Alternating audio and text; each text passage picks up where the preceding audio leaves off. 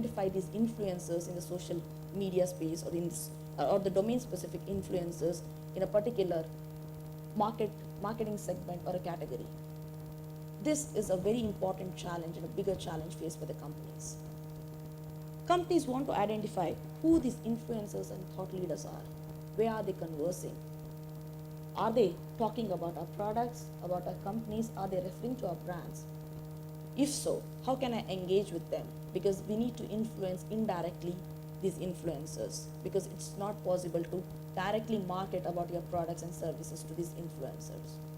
And how do we influence these influencers is a bigger question. Not only that, how do we get these influencers to talk about our brands and talk positively about our brands is a further bigger question. Thus, HP produced a particular solution called as Brand Cloud, wherein HP was faced with a problem to promote its big data technology solution called as Heaven. So when it wanted to promote its big data technology called as Heaven, which it was unable to promote through the social media space, it invented this particular solution, which is again yet another big data analytics solution, wherein it used different channels of social media through its experiential learning, which are primarily Twitter and blogs. And it was important to identify what are the key metrics that define an influencer and how we can call an influencer a powerful influencer.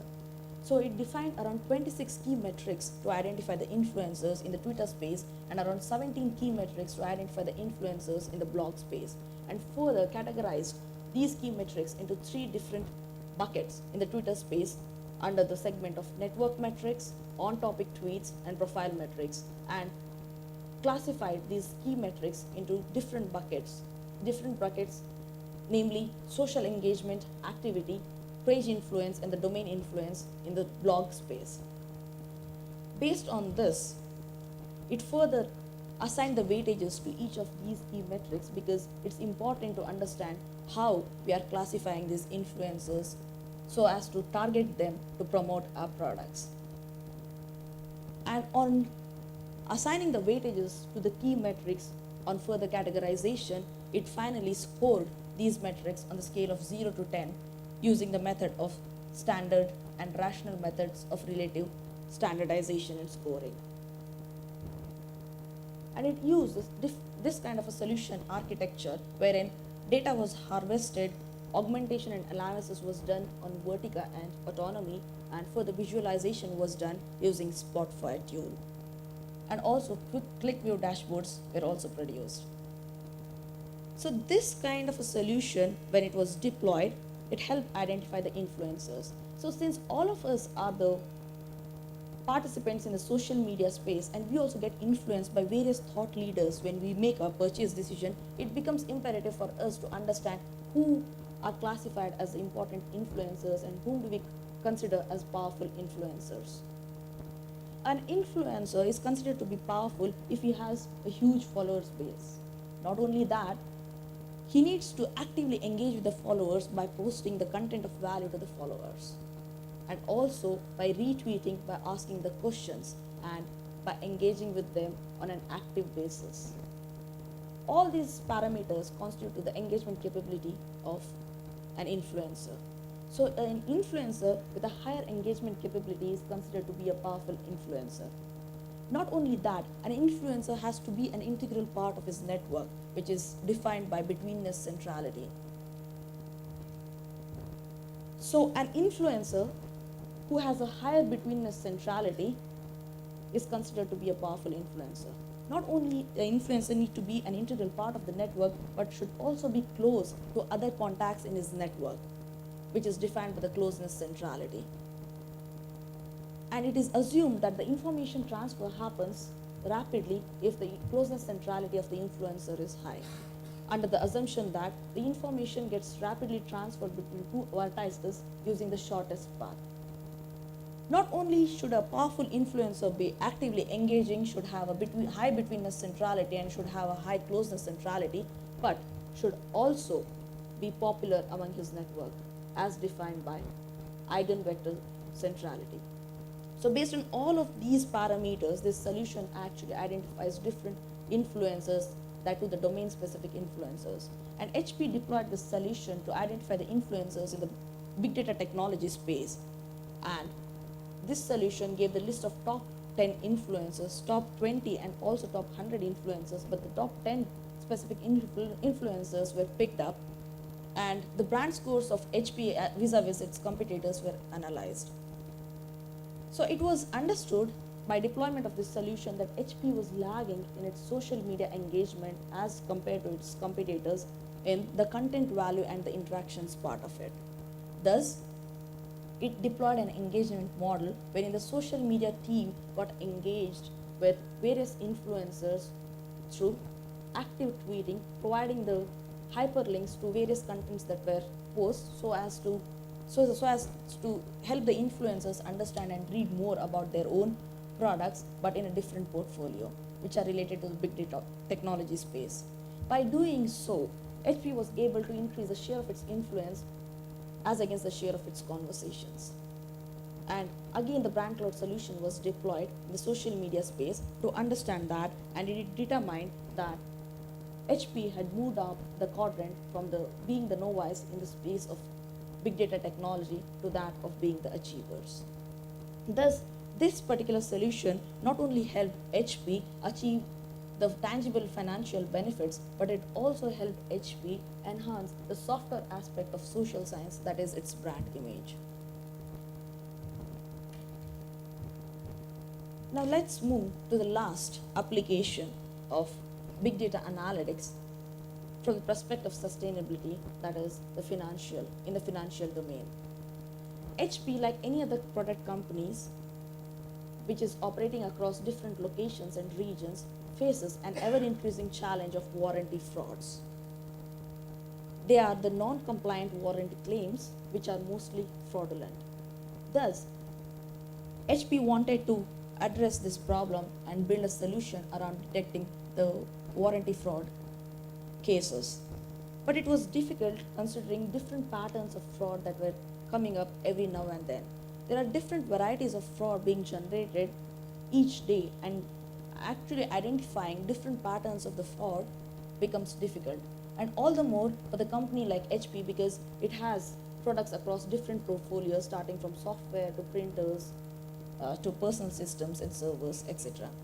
So huge amount of warranty claims used to come, and most of them were fraudulent, and few of them were actually compliant.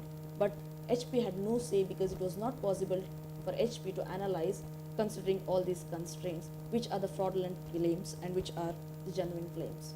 Thus, it built this particular solution to determine the warranty fraud using the big data analytics, and the solution structure architecture is displayed here.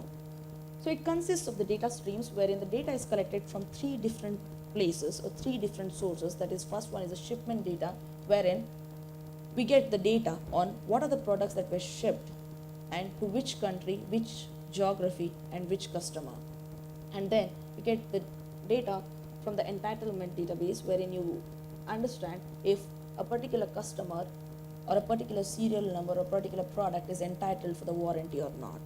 And the third source was claims data, wherein it helped understand what were the claims that were already made under this particular serial number, and whether the claims that were made were genuine or not, or whether they were the prospective fraudulent claims.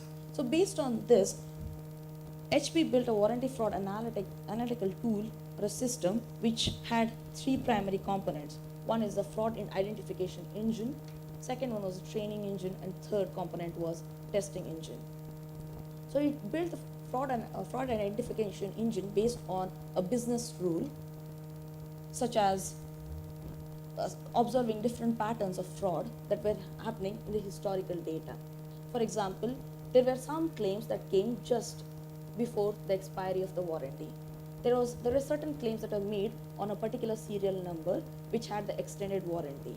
So even though there were other systems that were failing, only one particular system had an extended warranty, thus the claims were just pushed under that. So there were so many other sources or patterns in which the frauds were committed, and because of this, because of a particular set business rule, HP was able to identify which are the potential fraud cases and which were the genuine cases. And Naive Bayes based algorithm, classifiers algorithm, was actually introduced to help identify this business rule based on the decision trees. Sometimes you may identify a particular customer is fraudulent customer, but that customer may be generating huge amount of revenue to the company.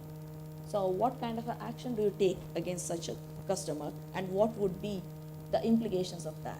So there were so many decisions that need to be made, but the data was analyzed and they were categorized and segregated into different categories using made easy for the management to review using Spotfire and ClickView visualization tools, and this data was given to the HP management and the brand protection and the legal team to take further action. The interesting outcome of this kind of a tool or analytical system was HP was able to save several of millions of dollars by not obliging to the non-compliant claims. Not only that, it was able to actually introduce a predictive analytical algorithm which was able to trace the potential fraudulent cases by different customers in different geographies in a stipulated time frame. And this resulted in a proactive approach rather than the reactive approach of handling the potential fraud cases. And based on this particular solution implementation, HP was further able to redefine its warranty policies and introduce different clauses such that they were beneficial for the compliant customers and difficult for the non-compliant customers, which helped HP achieve its financial objectives. So now we have seen the application of big data analytics in 3 different fields.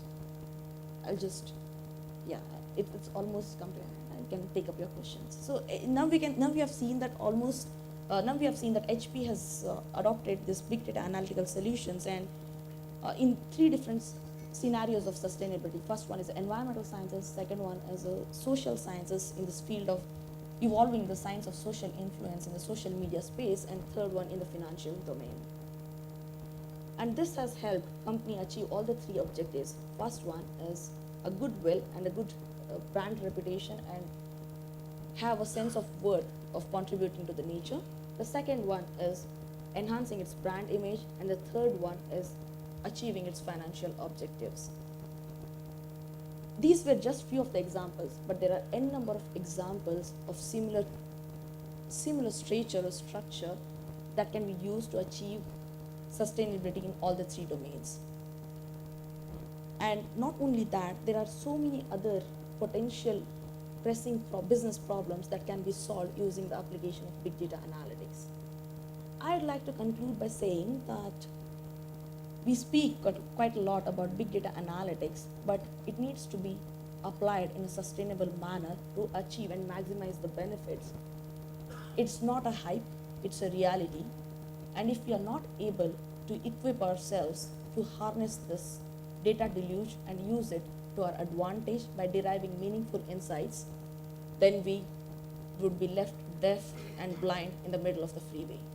I'd like to conclude by this short video.